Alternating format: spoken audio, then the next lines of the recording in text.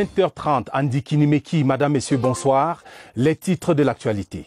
Ndikinimeki, onde de choc 24 heures après l'hécatombe de Nomalé sur l'axe lourd Bafoussam-Yaoundé. Des familles entières décimées par l'accident et des blessés sous soins intensifs à Yaoundé. Bulletin de santé consternation dès le démarrage du 20h30. Toujours sur la route, Nkole-Sonding, feu vert sur la voie bitumée.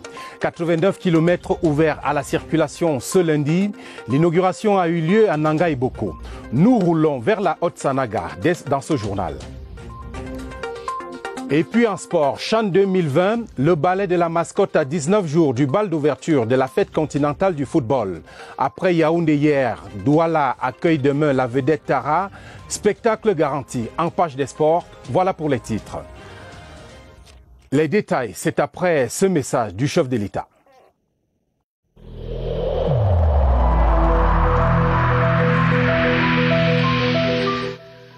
Le port du masque dans l'espace public restera obligatoire jusqu'à nouvel ordre.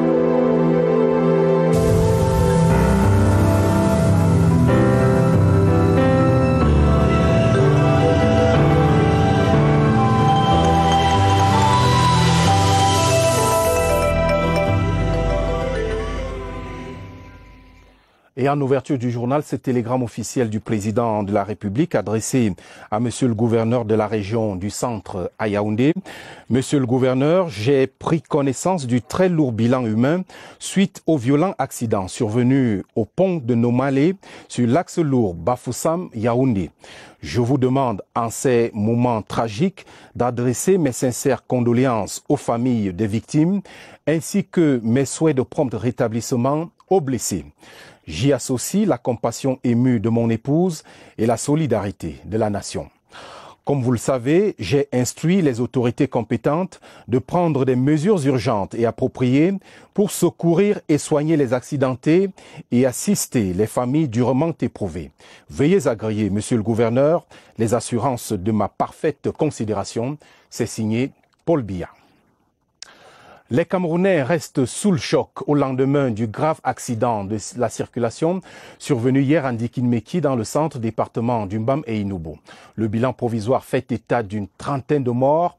Ce lundi, nos équipes ont fait la ronde des blessés évacués au centre des urgences ici à Yaoundé. La situation avec Oswald Medon. L'urgence de leur cas nécessitait une évacuation en urgence dans une structure plus appropriée. Et c'est le centre des urgences de Yaoundé qui les accueille. 3 des rescapés du mortel accident de la nuit du 26 au 27 décembre dernier sur la nationale numéro 4. Parmi eux, Cyril, 23 ans, Rachidatou et sa fille aussi, dont le visage reste encore marqué par la tragédie. Ils sont arrivés au Curly hier, dans les 18 heures. On les a reçus, on les a réévalués, quoique nous avons fait des bilans radiologiques et scanographiques.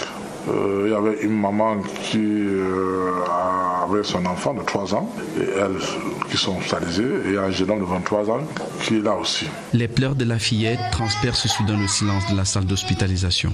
Autour de l'enfant de 3 ans, les infirmières se mobilisent. Malgré les douleurs et les meurtrissures, les médecins sont optimistes, même si les 2 adultes doivent encore passer par la salle d'opération. La maman a fait une fracture des os de l'avant-bras qui nécessite une intervention chirurgicale. Elle a aussi fait un traumatisme crânien. Le jeune homme de 23 ans, lui, il a une fracture hépatotibiale, une fracture de la clavicule. Les opérations seront programmées dans les prochaines heures, une fois les bilans préopératoires établis. Comme vous pouvez l'imaginer, c'est l'émoi au sein de nombreuses familles endeuillées. À Yaoundé, l'on dénombre des mères de famille emportées avec leur progéniture ou même tout simplement décédées en laissant enfants et petits-enfants. Il se trouve même une élève qui ne vivra plus jamais de rentrée scolaire. La douleur des familles dans cette narration de Martine Nwandenge. Hangar vide, baignetariat désert. Pour les assauts de la matinale quotidienne baignée bouillie haricots, le drame de Nomalé a des conséquences concrètes, cinglantes, sans appel. Clarisse Ouattat, la vendeuse, n'occupera plus jamais cet espace. Il était là-bas à Koutaba. Avec les enfants. Et il est parti voir son fils. Il lui a laissé les enfants là-bas. Il rentrait manger. Bonne année ici. C'est une onde de choc, une rigole de pleurs pour des dizaines de familles, des voisins aussi du quartier Carrière. Clarisse était connue de tous, une grand-mère qui avait déjà en charge les orphelins de son défunt fils. Le garçon aussi mort, c'est moins de 3 ans, par accident. Ce que je déplore beaucoup, ce n'est que les 2 enfants.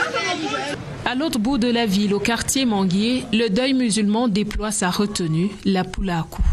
Depuis dimanche, une épouse et un fils d'1 an et demi manquent à l'appel, mis en terre ce lundi matin même.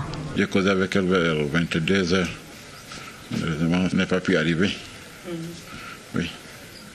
C'est au cimetière musulman de Soa que Adamou Maloum a honoré les siens. Leur nouveau voisin, Hamza Yaya, 20 ans, était dans le bus de la mort, lui aussi. Le petit est décédé, on ne peut pas faire autrement. La famille de ce dernier repart à Didango, dans le Noun, faire le deuil et ses rites culturels. Ils sont arrivés précipitamment pour vivre ce cauchemar éveillé. Avenir Voyage, c'est l'agence par laquelle le drame est survenu. Dans ces installations au quartier Manguier, ici à Yaoundé, les activités se poursuivent certes, mais le personnel avoue tourner au ralenti depuis les événements d'hier. Constat sur place, Franck Evina. Avenir Voyage, agence de Yaoundé. Là où devaient débarquer les victimes de l'accident de Ndiki Nemeki, si elles arrivaient à bon port. Au loin, aucun signe visible de deuil, mais de près, une atmosphère pesante et des proches de victimes venus s'enquérir de certaines modalités. Je suis venu ici à l'agence parce que ma belle-fille était aussi parmi les accidentés. Je suis venu voir le chef d'agence qu'il me dise comment ils procèdent à la prise en charge des accidentés. Pour le moment, il n'y a pas l'ambiance habituelle à l'agence. Nous sommes endeuillés. Les gens nous ont même fui. Tristesse dans les cœurs, fonctionnement au ralenti, mais pas d'arrêt d'activité. J'ai acheté le ticket pour ma femme, c'est le 2e bus qu'on attend et c'est celui qui est garé là. Je suis venu emprunter un bus pour aller à Fouman. Des passagers prêts à partir même si le souvenir d'Ndiki demeure dans les esprits. Ce qui s'est passé hier, on doit plutôt rester en prière. Avenir Voyage vit ainsi un présent tragique en attendant les conclusions de l'enquête qui fera toute la lumière sur cet accident mortel. Et pour retrouver quand même le sourire dans ce journal, direction Nangai Boko, dans la région du centre. La section routière Kolesson, Ding et la bretelle Nangai Boko Bifogo sont désormais ouvertes à la circulation. Le ministre des Travaux publics, Emmanuel Nganou-Dioumessi, n'a pas seulement inauguré ces ouvrages, il a annoncé d'autres réalisations d'envergure prescrites par le chef de l'État. Rodrigue Bertrand-Toueno. Le rituel d'inauguration est respecté. Ces actes furent les derniers d'une cérémonie qui a commencé par le parcours du linéaire pour apprécier le travail abattu. Les maires de Koten et de Nangai Boko, en chœur avec le sénateur Pon-Moni, ont remercié le président Paul Biya, l'initiateur du projet qui a transformé un rêve en réalité. Cette route était pour nous une sorte de serpent de mer. Le chef de l'État avait promis la construction de cette route dès les années 83-84. Nous avons attendu. Nous avons été patients. Aujourd'hui, nous bénéficions de l'une des infrastructures les plus belles. Le plaisir des bénéficiaires a décuplé d'intensité lorsque le ministre a annoncé des aménagements complémentaires. Au-delà de la chaussée, il y a des ramifications routières qui seront faites. Mais il y a aussi des infrastructures à caractère social, caractère éducatif, comme les salles de classe, les maisons de santé, les maisons de la femme qui vont être aménagées. Les maires ont été invités à entretenir cette infrastructure qui a coûté plus de 55 milliards de francs CFA au budget d'investissement public. La CEMAC, elle, cherche de l'argent pour financer ses 12 projets d'intégration. Le comité technique chargé de suivre la mobilisation de ces fonds était en conclave ce lundi. C'était à Douala. Joseph Itoté. Suite aux réformes structurelles décidées par les chefs d'État de la CEMAC, axées entre autres sur l'intégration régionale, 12 projets avaient été retenus. Coût total 4,014 milliards d'euros. Il fallait recourir aux bailleurs de fonds. Et c'était tout l'enjeu de la table ronde de Paris qui avait connu un franc succès. Banques, bailleurs de fonds avaient manifesté leur intérêt, démontrant ainsi qu'ils sont prêts à s'engager. La table ronde à Paris a permis d'enregistrer des annonces. On ne peut pas se contenter des annonces. il faudrait absolument réexaminer projet par projet les annonces faites par chaque bailleur, établir un calendrier de mise en œuvre. Les membres de la commission technique vont donc s'appuyer sur des paramètres économiques précis pour envisager la mise en œuvre des 10 projets. Il s'agit d'un jeu d'intérêt, mais basé sur des données techniques. Les chefs d'État nous ont demandé d'aller travailler tous les aspects techniques de manière à ce que les annonces faites à Paris puissent se traduire en réalité sur le terrain pour le bénéfice de nos populations. Les travaux de Douala s'achèvent le 30 décembre prochain et donneront lieu à un véritable brainstorming. L'avenir s'éclaircit pour la Cellucam, cette société pionnière dans la fabrication de pâtes à papier en Afrique dans les années 70. 4 ministres de la République se sont rendus à Edea ce lundi dans les locaux de cette entreprise prématurément fermée. Les chances de relance dans ce reportage de Léon Bertrand Tanefo. C'est l'histoire d'un fleuron de l'industrie papetière camerounaise qui n'a pas fait long feu. Un étendard au périgée, sur le site duquel les hautes herbes côtoient allègrement les installations totalement vétustes. Sur le chantier de la relance, une délégation interministérielle est descendue sur le terrain. Le Premier ministre chef du gouvernement a instruit en ce moment une action forte du gouvernement pour que le site soit décontaminé et finalement démantelé pour qu'il puisse servir à autre chose. Une relance qui se dessine sur une partie du site requise par la SIEP. Plus de 2500 emplois directs pourront être créés et plus de 6000 indirects. Dans sa modélisation, SIEP entend démarrer effectivement la première phase de début janvier, mais il y a un certain nombre de contraintes qui doivent être préalablement levées. En synergie, les membres du gouvernement ont réaffirmé l'accompagnement des administrations concernées et surtout la prise en compte des employés de l'ex-Cellucam. À 3 jours de la fin de l'année, le 20h30 lance ce soir une rétrospective dans quelques secteurs clés de la vie nationale. Et commençons par la politique, si vous le voulez bien. Parachèvement du processus de décentralisation, mise en place progressive du statut spécial du Nord-Ouest et du Sud-Ouest, mais également reconfiguration du paysage politique au niveau du Parlement, ont particulièrement retenu l'attention de la rédaction. Augustin Guizana. Elle est effective et l'année 2020 s'est avérée celle du point d'achèvement de la décentralisation au Cameroun. Avec l'élection de 360 maires au sein des communes du Cameroun, 14 maires des villes et récemment l'élection des bureaux des 10 conseils régionaux. Dans le nord-ouest et le sud-ouest, des revendications corporatistes très vite récupérées par des groupes armés séparatistes vont plonger ces régions dans une profonde crise sociopolitique vieille de 4 ans. Au début comme en 2020, le père de la nation Paul Biya, fidèle à la Constitution, a dit non à la sécession, oui à un statut spécial. Les autorités municipales de ces deux régions ont multiplié des campagnes anti-villes mortes. Les forces de défense et de sécurité ont mené des opérations d'envergure qui ont réduit les groupes armés à leur plus simple expression.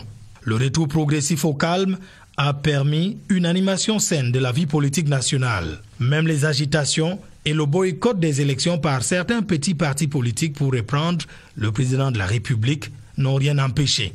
À la Chambre basse du Parlement, au soir des législatives du 9 février, le RDPC garde le flambeau avec 152 sièges contre 7 de l'UNDP, 5 du SDF, 5 du PCRN, 4 de l'UDC, 2 du MDR. Pour cette législature, les grands absents sont le MRC qui a boycotté les élections et l'UPC qui sort de l'hémicycle de Ngouaïkele. La première distribution de la carte politique des régions comme collectivité territoriale décentralisée permet de constater également que le RDPC s'est adjugé 613 sièges contre 80 pour l'UNDP, 17 pour l'UDC, 2 pour le FSNC.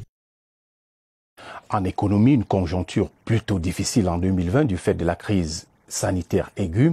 Le coronavirus a infecté les secteurs productifs et plombé les recettes de l'État, obligeant même le président de la République à prendre une ordonnance qui a réduit de plus de 542 milliards de francs CFA le budget initial. L'économie nationale au cours de l'année qui s'achève, le regard de Cyril Kingembepe. Les études d'impact économique de la pandémie Covid-19 sont unanimes. La période comprise entre mars et octobre 2020 aura été critique. Le budget de l'État a connu une réduction suite à une ordonnance du président de la République du 3 juin 2020. Perte sèche, 542,7 milliards de francs CFA. On est passé de 4 951,7 milliards à 4 409 milliards avec un taux de croissance négatif, moins 2%. La fermeture des frontières a réduit le volume des échanges. Les exportations ont baissé de 14% et les importations de 16% au premier semestre 2020. Les entreprises, 96,6% dans les secteurs de l'industrie alimentaire, les services financiers, les assurances et le tourisme, ont réduit leurs effectifs. Plus de 13 800 en chômage et près de 53 400 en congés techniques, d'où la difficulté des ménages. 74% ont connu une baisse d'activité et 65% ont vu leurs revenus piquer du nez. Heureusement, l'État a volé à la rescousse des différents pans de la société. Ces mesures ont soulagé les entreprises à tous les niveaux, y compris les Bayam Salam. Parce que quand on parle des mesures, par exemple, de report du dépôt de déclaration sans pénalité, c'est une mesure qui touche tout le monde. Certaines mesures vont être reconduites pour soulager les secteurs vraiment touchés. En ce moment, le projet Filets sociaux est aux côtés de 80 000 ménages vulnérables qui reçoivent 180 000 francs CFA en 3 mois. Et pour prolonger cette analyse, je reçois à présent le chef du service économie ici à la rédaction, Lucrèce Mebenga. Lucrèce, bonsoir. Bonsoir Romuald. On vient de le voir, le Cameroun a donc connu une année difficile, mais vous dites qu'il y a lieu d'espérer en 2021. Quelles sont ces raisons porteuses d'espoir ? Il y a lieu d'espérer, Romuald, il y a lieu de croire en l'aube d'une ère nouvelle au regard des mesures prises par le gouvernement. Disons d'entrée de jeu que le Cameroun démarre l'année 2021 muni d'une boussole, à savoir la stratégie nationale de développement 2020-2030 avec comme pilier principal la transformation structurelle de notre économie avec comme point d'ancrage l'allocation des ressources des secteurs les moins porteurs vers les secteurs productifs, porteurs de croissance. En effet, la loi de finances 2021 se propose de faciliter la production et la transformation locale en exonérant de droits et de taxes de douane des équipements et intrants agricoles industriels, notamment d'une part, et d'autre part, d'imposer des droits d'assises de 25% à l'importation de certains produits que l'on fabrique sur place au Cameroun, notamment les meubles en bois, les savons, etc. Cette mesure va se traduire par la préférence nationale dans la commande publique également, et puis s'ajoutent d'autres mesures telles que le plan de soutien à la production et à la transformation locale des produits de grande consommation avec un fonds de soutien de 150 milliards de francs CFA, dont 50 mis à la disposition cette année, mis à la disposition des opérateurs économiques. On retiendrait également que le compte d'affectation dédié au financement du fonds de solidarité pour la lutte contre le Covid-19 est maintenu, montant du financement 100 milliards de francs CFA. Tout est donc mis en œuvre pour que le secteur privé joue son rôle d'accélérateur de la croissance au Cameroun. On peut y ajouter sur le plan international l'effectivité de la zone de libre-échange continentale et on va dire, Lucrèce, l'effectivité donc de cette zone qui est aussi porteuse d'espoir. Et pour finir, vous nous dites que pour le gouvernement, il est important en tout cas d'entretenir un climat d'espoir entre les différents agents économiques. Tout à fait. Commençons par la zone de libre-échange. Vous l'avez dit, c'est un marché d'1 milliard de personnes qui est une source d'opportunités pour le Cameroun et les autorités camerounaises s'appliquent à accompagner les entreprises à travers des mesures fiscales, d'assouplissement et des encadrements techniques pour que les produits camerounais correspondent aux normes et standards internationaux. Et en ce qui concerne l'espoir, comme vous l'avez dit, il faut le savoir, dans un contexte comme le nôtre, l'économie ne peut pas se mouvoir. L'économie ne peut pas se mouvoir dans un contexte d'incertitude, mais l'horizon semble s'éclaircir au regard des échos qui nous parviennent du nord-ouest et du sud-ouest en termes d'accalmie, mais également des différents plans présidentiels pour redonner vie économiquement aux régions du nord-ouest, bien sûr, du nord-ouest et du sud-est, bien sûr, mais également à la région de l'extrême nord. À cela s'ajoute la réhabilitation de la Sonara et le rôle central que le gouvernement entend donner au secteur privé dans la stratégie nationale de développement 2030. En tout cas, il y a derrière une volonté des pouvoirs publics de créer de l'espoir, mais surtout d'entretenir cet espoir à travers des actions concrètes. Merci Lucrèce. Et après le tableau que vous venez de nous présenter, il y a lieu de vous souhaiter d'ores et déjà une bonne année 2021. Bonne année à vous. Suite de cette rétrospective et de ces projections également sur 2021 demain dans le journal, le ministre de la Santé publique, Manaouda Malachi, a tenu ce lundi une réunion d'évaluation de la riposte gouvernementale contre le coronavirus. La concertation a mobilisé les parlementaires, les ordres professionnels et les sociétés savantes. Elvire Angéline Ebalé. Covid-19 en session parlementaire. L'évaluation épidémiologie rassure. Les chiffres révèlent un plan de riposte satisfaisant. Plus de peur que de mal, la vigilance reste de mise.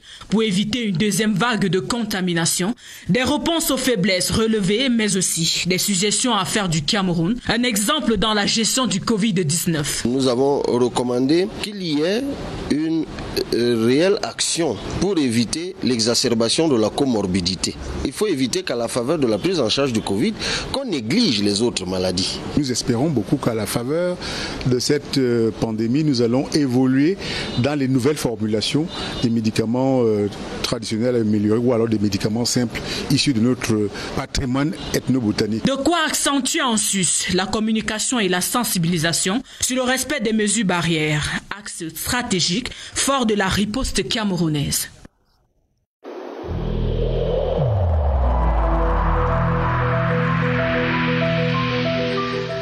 N'oublions pas que la négligence d'une seule personne peut nuire gravement à l'ensemble de la communauté.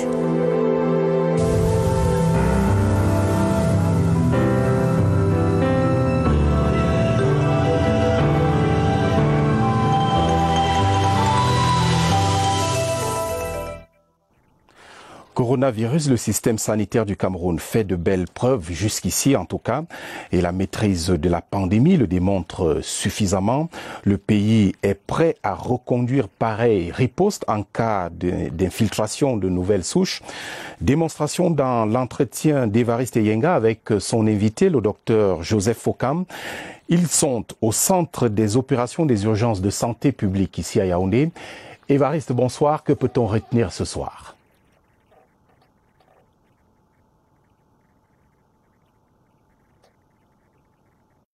Ce que l'on peut retenir, c'est que le Cameroun n'est pas encore directement concerné par la nouvelle souche du coronavirus Covid-19 qui est réputée être de grande force de propagation dans d'autres pays européens et en Afrique du Sud. Seulement, le Cameroun se prémunit déjà au cas où. Essayons de le voir avec le docteur Joseph Fokam du Centre international de référence Chantal Biya. Docteur, bonsoir. Bonsoir, Évariste. Dites, est-ce que les effets de la nouvelle souche du coronavirus ailleurs peuvent être les mêmes au Cameroun? Effectivement, Évariste, cette nouvelle souche de coronavirus mutante a plus de 70% de contagiosité comparée à la souche initiale et par conséquent 7 pays au moins sont déjà infectés par ce virus. Et en Afrique, l'Afrique du Sud a une souche apparentée mais qui a aussi un peu plus de mutations. Et par conséquent, la crainte c'est de dire peut-être cette souche continue son évolution et si elle arrive au Cameroun avec d'autres nouvelles mutations, qu'est-ce qu'on aura comme conséquence? Il est difficile de le prédire.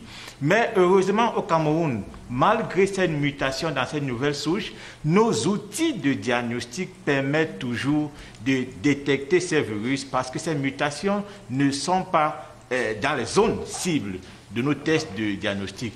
Aussi, il n'y a pas encore d'évidence en termes de la virulence de ce virus par rapport à la souche initiale. Donc, on pense que le degré de sévérité n'a pas changé. Toutefois, la bonne nouvelle est de savoir également que les mêmes mesures barrières permettent également d'éviter cette nouvelle souche, surtout que depuis le 26 novembre, on a eu 13% de positivité, ce qui semble déjà préoccupant, d'où un appel au respect aux mesures barrières et aussi limiter les voyages inutiles durant cette période de fête. Docteur Fokam, on voit bien que les autorités sanitaires camerounaises sont nullement inquiétées par cette nouvelle souche. Pour autant, comment on fait pour se prémunir? Oui, également pour vraiment se prémunir, il est question, comme on l'a dit tantôt, de réinsister encore aux mesures barrières, parce que les mêmes mesures barrières permettent également d'éviter cette nouvelle souche, surtout qu'on a un peu à l'horizon un risque d'une deuxième vague. Merci à vous, Dr Fokam. Vous venez de le noter. C'est prémunir. Nous sommes sur la même base pratiquement. Les mesures sont les mêmes, les mesures de prévention, telles que cela a été des premières souches arrivées au Cameroun. Il le sera également pour les nouvelles souches qui frappent à la porte sans être entrées déjà au Cameroun. Merci Évariste. Une CRTV performante, voilà l'office qui vous est promis au titre des 3 prochaines années. Le plan stratégique devant y concourir a été examiné ce lundi. C'était au cours de la 49e session ordinaire du conseil d'administration de la Cameroon Radio Television. Les travaux étaient conduits au centre de production de Mbaladeu par René Emmanuel Sadi, le ministre de la Communication, président du conseil d'administration. Daniel Menanga. Un bref aperçu des ambitions de la Cameroon Radio Television, tenir son rang de leader dans l'espace médiatique en Afrique. Dans l'immédiat, le CHAN, l'organisation du championnat d'Afrique des Nations 2021 et de la Coupe d'Afrique des Nations 2022 par le Cameroun, et pour lesquels la CRTV s'est positionnée sous la très haute impulsion de son Excellence Monsieur le Président de la République, comme producteur des signaux TV international, donne l'opportunité au service public de l'audiovisuel au Cameroun d'être doté d'une logistique et d'une surface technique parfaitement à la hauteur des technologies les plus avancées à travers le monde. Des défis majeurs et d'autres à relever dans un contexte de crise multiforme. Mais la CRTV et la CMCA ont des plans. Pour la CMCA, il va sans dire que son plan stratégique devra apporter des réponses durables à la problématique des fonds propres de la CRTV. Au sein de l'Office en général, reconfiguration des ressources humaines, relance de la réhabilitation technique, le tout dans le respect de la bonne gouvernance. MTN Cameroun continue de célébrer ses 20 ans d'existence avec ses abonnés. Les 3 derniers gagnants de voitures viennent de rentrer en possession de leur véhicule. La cérémonie de remise des clés a eu lieu au stade de Mendonce ici à Yaoundé. Comme nous le montre ce reportage de Roland Camille Soumbi de CRTV Centre. Pour clôturer ses 20 ans d'existence, MTN Cameroun offre des cadeaux inédits à ses fidèles clients. 20 000 francs CFA toutes les 20 minutes, un gros lot de 20 millions de francs CFA à la fin de la promotion et 20 voitures. Parmi les gagnants des voitures, Emmanuel Akpo de Kumba, Gilles Seplon et Gaël Bibeni de Yaoundé qui ne cachent pas leur satisfaction. Avec cette voiture, ce sont les miracles de l'Éternel. Je suis tellement ému, tellement joyeux, c'est tellement fier, je ne pensais pas. Le jour où on m'a appelé que j'ai gagné, c'était comme un rêve, je ne croyais pas. Jusqu'au moment où le 87 m'a appelé pour confirmer que effectivement je suis le gagnant de la voiture. Je suis vraiment heureux, je remercie MTN. Gagner une Suzuki ou la somme de 20 000 francs CFA est simple selon les responsables de MTN Cameroun, puisque tous les forfaits sont éligibles. C'est juste exceptionnel, c'est magique ce que nous faisons. Il faut dire brièvement que MTN change les vies des Camerounais. En tant qu'entreprise citoyenne, ce que je vois personnellement est excessivement émouvant et j'encourage massivement les populations de Yaoundé à continuer de jouer parce que nous avons encore 13 voitures à distribuer et je serai absolument heureux en tant que directeur régional de remettre les 13 voitures aux populations de Yaoundé. Donc, continuez de faire étoile 126 dièse pour des transactions de 5 000 francs au moins. Achetez-vous des forfaits à partir de 250 francs. Les euros gagnants de cette phase sont clairs. Les dés ne sont pas pipés. Tout le monde peut gagner. C'est la réalité. Chacun peut pouvoir gagner. Tapez ce forfait. Étoile 123, étoile 11 dièse. C'est vraiment la réalité. Moi-même, je ne croyais pas, mais c'est la réalité. Je demande aussi à ceux qui ne croient pas que c'est réel, parce que je n'ai personne à MTN, je ne connais personne. Donc il faut croire. MTN continue d'offrir une fin d'année 2020 heureuse à tous ses fidèles clients, quel que soit le lieu de résidence, le sexe ou le métier que l'on exerce. MTN, everywhere you go. Pas de gain pour la suite, mais il y a eu jeu tout de même et nous sommes en sport. Les Lions A' ont affronté hier dimanche Stade Renard de Melon au stade omnisport de Bépanda à Douala. Les poulains de Martin Tungumpile ont multiplié les occasions de but sans succès, malheureusement. Les temps forts du match, Monique Félicité Chouen.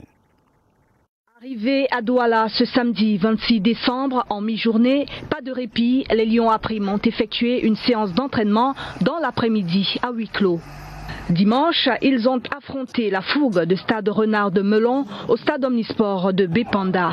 Les poulains de Martin Tungumpile se sont créés multiples occasions de but sans concrétiser. L'entrée de Jacques Zoa à la 77e minute n'a rien changé au score, 0 but partout. À la 92e minute, Didier Mpoupé profite d'une faiblesse dans le camp adverse et inscrit le but vainqueur. Une très belle équipe, n'est-ce pas, des Lions A', il faut le reconnaître. Mais ils auraient dû marquer, n'est-ce pas, dans le match, 1, 2, voire même 3, mais je pense que c'est ça aussi le foot. Il est question pour nous de continuer à travailler dans le même calme et la sérénité, surtout ne pas baisser les bras parce que le plus important, c'est la compétition. Martin Tungumpile enregistre ainsi sa toute première défaite en tant qu'entraîneur des A' après plusieurs matchs gagnés. Ça existe dans le sport, des moments de défaite à partir desquels on peut repartir. Donc aujourd'hui, on a perdu, mais on avait déjà gagné 4 matchs successivement, donc ça peut être considéré comme un faux pas. À 2 semaines et demie du début du CHAN, cette rencontre a permis à la team A' de mieux peaufiner ses préparatifs. Après une tournée populaire hier dans les rues de la capitale, Tara, la mascotte, est attendue demain mardi à Douala. Annonce de l'événement, rapprochement avec les populations, mais également mobilisation pour la victoire. Tel est en tout cas le sens de cette tournée nationale. Passe à Germaine Ouelessengue. À chaque événement, son symbole. Le Cameroun a choisi Tara. Va, Tara, à travers les rues et les quartiers populaires de Yaoundé, Douala et Limbé, annoncer aux Camerounais l'imminence de la cérémonie d'ouverture du CHAN le 16 janvier prochain. L'autre sens de la tournée de Tara, c'est la sensibilisation des Camerounais. Va, Tara, signifier aux uns et aux autres que le Cameroun est prêt à offrir une belle et splendide fête sportive à l'Afrique, avec en apothéose une cérémonie de clôture et la finale tant attendue le 7 février 2021. L'amulette du CHAN 2020 prépare déjà la victoire. Un trophée de la solidarité, de la fraternité, de l'harmonie et de l'unité, ciment de toute victoire commune. Tara, c'est avec le public et c'est comme à la camerounaise. Ton pied, mon pied. Achevons ce journal en redonnant lecture de ce télégramme officiel du président de la République du Cameroun adressé à monsieur le gouverneur de la région du Centre. Monsieur le gouverneur, j'ai pris connaissance du très lourd bilan humain suite au violent accident survenu au pont de Nomalé sur l'axe lourd Bafoussam-Yaoundé. Je vous demande en ces moments tragiques d'adresser mes sincères condoléances aux familles des victimes ainsi que mes souhaits de prompt rétablissement aux blessés. J'y associe la compassion émue de mon épouse et la solidarité de la nation. Comme vous le savez, j'ai instruit les autorités compétentes de prendre des mesures urgentes et appropriées pour secourir et soigner les accidentés et assister les familles durement éprouvées. Veuillez agréer, monsieur le gouverneur, les assurances de ma parfaite considération, signé Paul Biya. Ainsi va le Cameroun ce lundi. Merci de votre fidélité au 20h30. Je vous souhaite d'excellents moments toute cette semaine sur votre chaîne, la CRTV. La télévision, c'est ici. Bonsoir.